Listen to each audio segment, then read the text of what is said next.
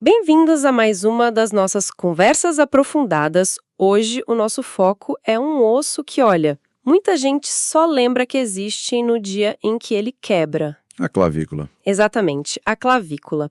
E nós estamos com um documento anatômico bem detalhado aqui na nossa frente.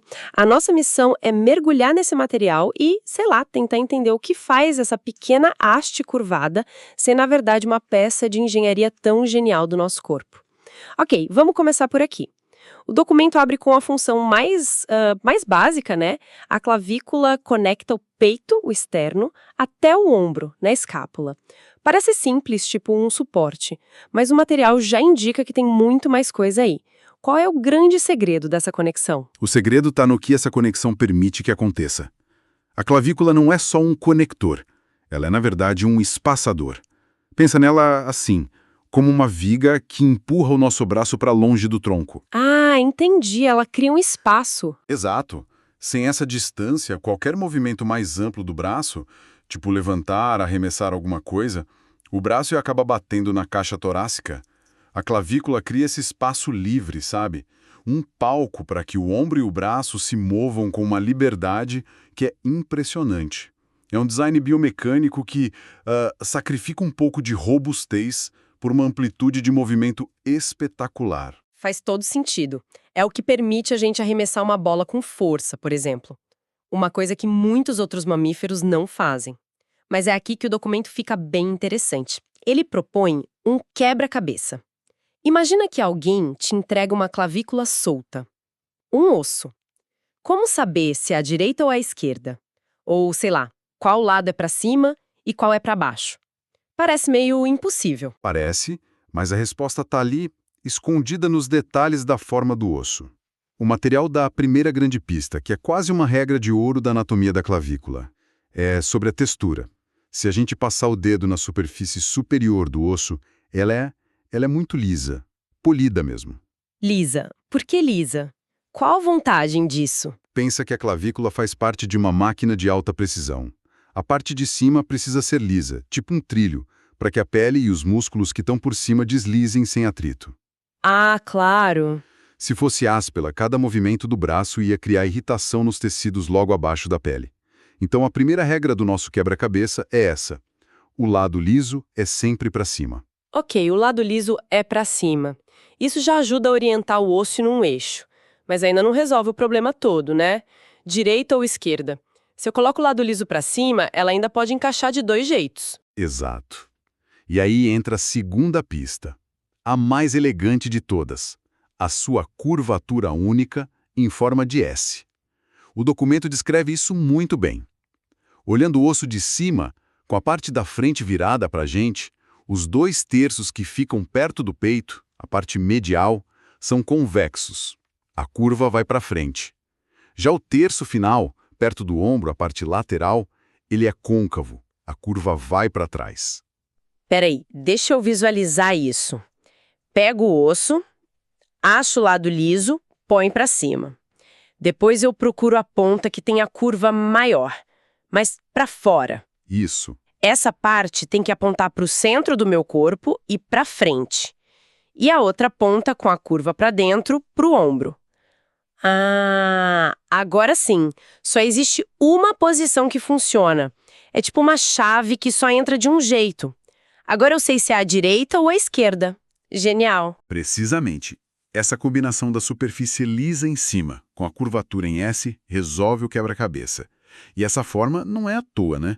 Essa curva também funciona como uma espécie de mola, ajudando a absorver e dissipar os impactos que vêm do braço.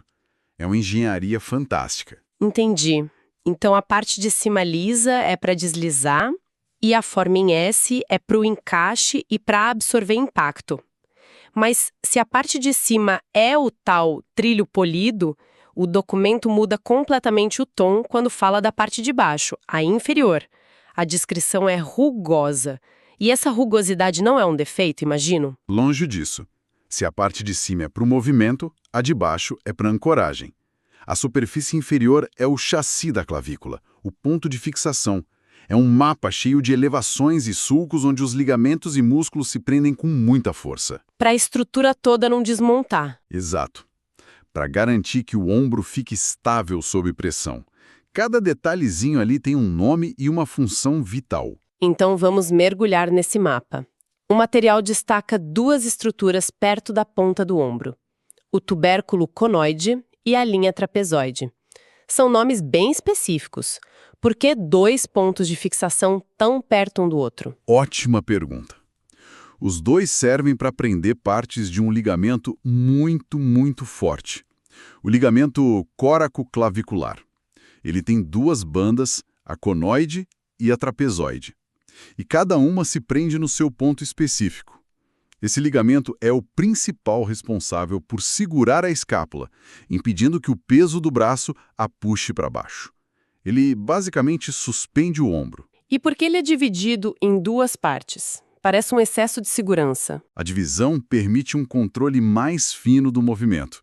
As duas bandas do ligamento ficam tensas em ângulos diferentes do movimento do braço, o que garante estabilidade numa gama muito maior de posições. E o fascinante é a força desse ligamento.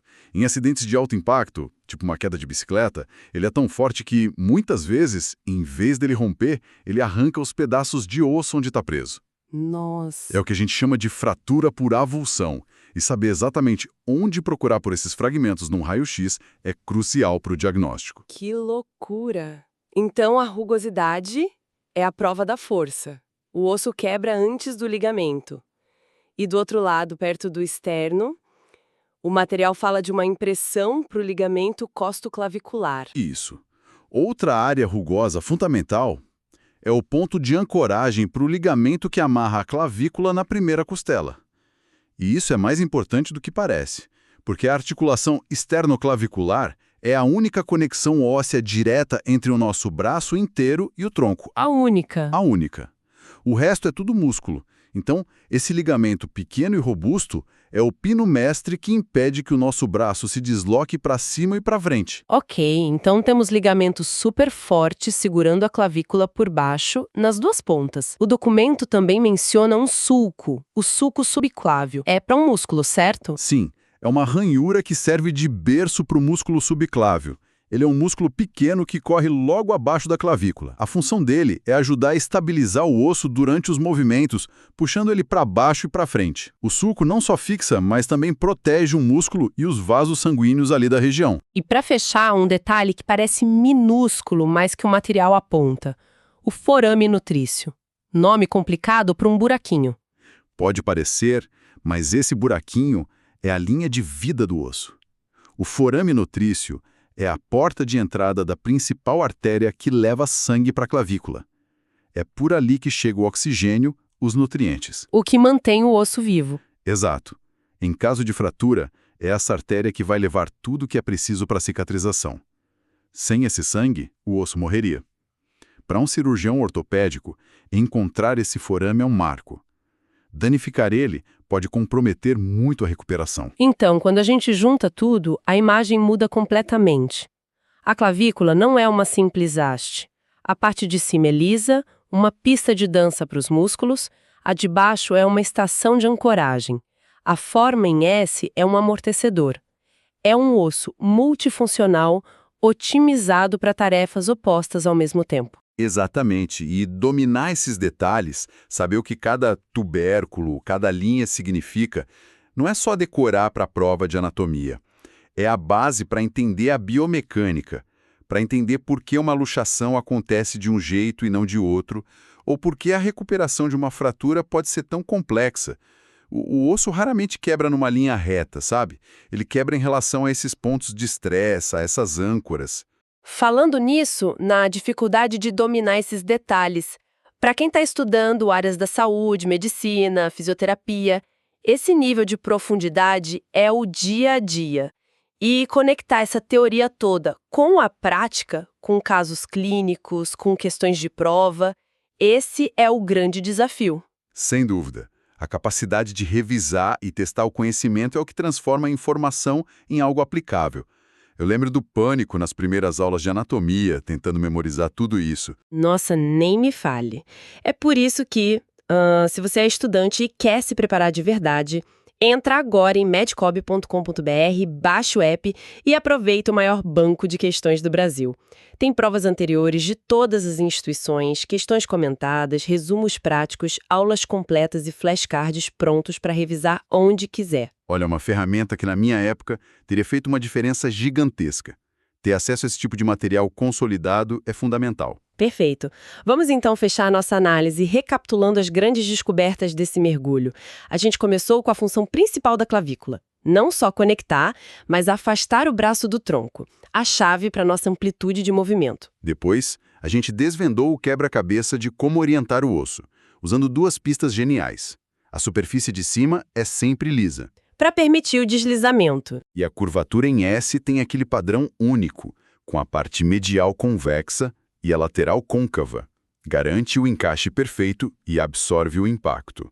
E, por fim, exploramos um mapa de conexões na superfície de baixo que é toda rugosa. Vimos os pontos de ancoragem para os ligamentos superfortes, o sulco que guia o músculo subclávio e o pequeno, mas vital, forame nutrício. O que nos leva a uma reflexão final. O material que a gente analisou descreve a anatomia em detalhes, e a gente sabe que a clavícula é um dos ossos que mais se fraturam no corpo humano. Com certeza, uma das fraturas mais comuns. Então, isso levanta uma questão importante, né? Como que o conhecimento exato desses pontos de fixação de cada ligamento, cada músculo, como que isso se torna crítico não só para entender a fratura em si, mas para planejar a recuperação, para reabilitar o movimento completo do ombro e garantir que o paciente não perca aquela liberdade toda que a clavícula foi projetada para dar. Fica aí a reflexão.